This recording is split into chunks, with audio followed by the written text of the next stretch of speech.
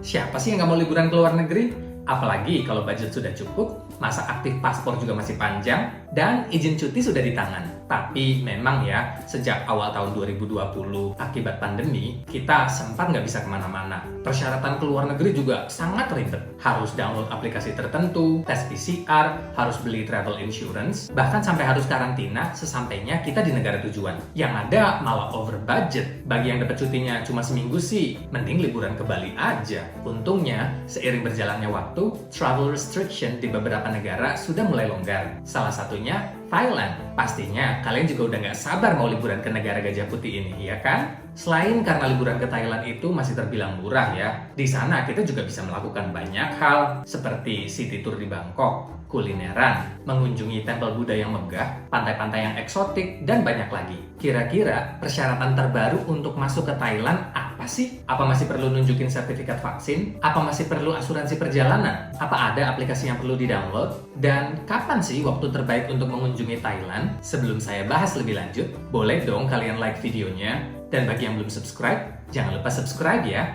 Pertama, pastinya siapkan paspor yang masih aktif, minimal sesampainya kita di sana, itu masih aktif 6 bulan masa aktifnya. Kita nggak perlu visa wisata atau visa on arrival untuk liburan ke Thailand. Karena Indonesia termasuk negara yang bebas visa wisata untuk mengunjungi Thailand. Good news-nya lagi, per tanggal 1 Oktober 2022, kita bisa stay di Thailand sampai 45 hari bebas visa dari yang dulunya 30 hari. Tapi bukan berarti mentang-mentang kita bebas visa ke Thailand, terus bisa seenaknya aja masuk ke Thailand tanpa nunjukin bukti tiket masuk dan keluar Thailand dan juga bookingan hotel atau tempat tinggal selama di sana. Ini juga berlaku untuk negara-negara yang bebas visa wisata lainnya ya, seperti Malaysia, Singapura, Maldives, Hong Kong, dan negara-negara bebas visa lainnya. Bukan berarti karena bebas visa, kalian bisa nyelonong masuk gitu aja bermodalkan paspor dan tiket sekali jalan. Tapi kita tetap harus menunjukin bukti pembelian tiket masuk dan keluar Thailand dan juga bukti bookingan hotel atau alamat tempat tinggal selama di sana.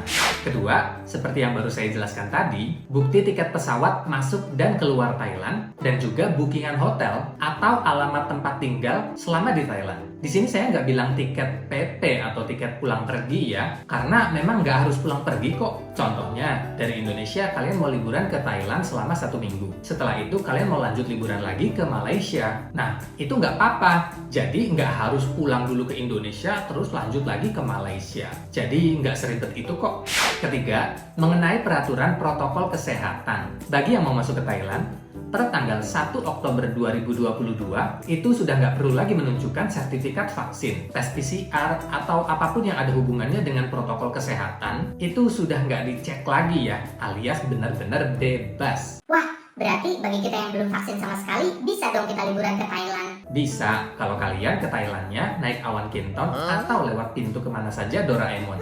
Biarpun Thailand melonggarkan masalah protokol kesehatan dan sudah tidak dicek lagi sertifikat vaksin dan lain sebagainya, tapi kita sebagai orang Indonesia mau masuk bandara naik pesawat, itu kita harus nunjukin peduli lindungi dan juga sertifikat vaksin yang ketiga. Dan dari Thailand untuk masuk lagi atau pulang ke Indonesia, syaratnya juga sudah vaksin yang ketiga dan bisa menunjukkan sertifikat vaksinnya. Berarti percuma dong peraturan itu kayak gimmick belaka. Kalau masuk ke Thailand, harus nunjukin sertifikat vaksin di Bandara Indonesia. Lah, yang ngunjungin Thailand kan bukan dari negara Indonesia aja. Ada banyak banget negara-negara di bumi ini yang nggak mewajibkan penduduknya untuk vaksin. Dan mereka juga pengen liburan. Maka dari itu, Thailand membuka kesempatan bagi mereka yang mungkin belum vaksin di negaranya dan pengen liburan ke Thailand.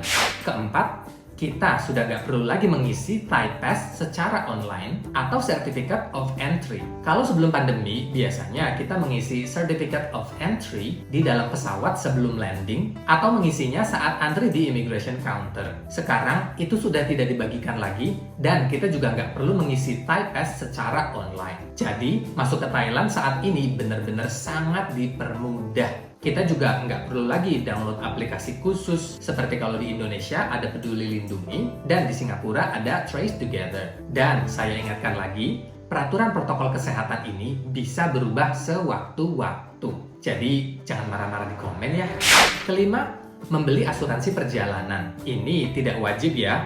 untuk jaga-jaga aja. Karena dengan begitu longgarnya protokol kesehatan untuk masuk ke Thailand saat ini, kalau ternyata terjadi sesuatu yang tidak diinginkan, setidaknya kita punya asuransi perjalanan untuk mengcover biaya ini itu kalau saat di sana kita malah amit-amit positif COVID. Keenam, beli SIM card paket internet via aplikasi Klook. Menurut saya beli SIM card lewat aplikasi Klook itu the best deal ya, daripada kita membelinya secara langsung di bandara di sana. Jadi setelah kalian beli kartu SIM-nya melalui aplikasi Klook, setelah kalian ambil bagasi dan keluar dari bandara, nanti di area bandara itu ada counter SIM Klook. Jadi kalian tinggal tunjukin aja bukti pembeliannya melalui aplikasi Klook, nanti mereka akan kasih kartu SIM-nya. Karena paket internet selama di luar negeri itu penting banget ya, terutama buat pesan taksi online. Di Bangkok juga sudah ada Grab, dan pastinya buat akses Google Map biar kita nggak nyasar. Dan terakhir, saya akan bahas kapan waktu terbaik untuk liburan di Thailand. High season di Thailand itu dari bulan November sampai akhir Februari. Karena di bulan-bulan itu banyak banget festival, celebration, dan cuaca di bulan-bulan itu juga lagi bagus-bagusnya. Di mana matahari terik, langit cerah, tapi anginnya sejuk. Cuma ya karena high season, jadi hotel dan tiket pesawat di bulan-bulan itu juga harganya bener-bener mahal ya. Dan kemungkinan hotel-hotel juga sudah full book. Terus gimana dong solusinya biar kita masih bisa menikmati Thailand, tapi harga hotelnya nggak semahal di high season? Tips dari saya, coba kalian cari tanggal di bulan-bulan akhir Oktober atau di bulan Maret ke April. Karena dari bulan April ke Juni itu Thailand lagi panas-panasnya. Sedangkan Juli sampai pertengahan Oktober itu hujan lagi lebat-lebatnya di sana. Bahkan pengalaman liburan ke Thailand di bulan Juli itu hujan terus sampai banjir di beberapa jalan di Bangkok. Sebenarnya enak sih liburan saat musim hujan di sana. Jadi tempat wisatanya itu nggak kayak lautan manusia, dan banyak juga promo harga hotel. Kalau kalian sudah punya agenda yang padat selama di Thailand, kemungkinan beberapa agenda kalian itu harus terpaksa di-cancel karena hujan atau bahkan banjir.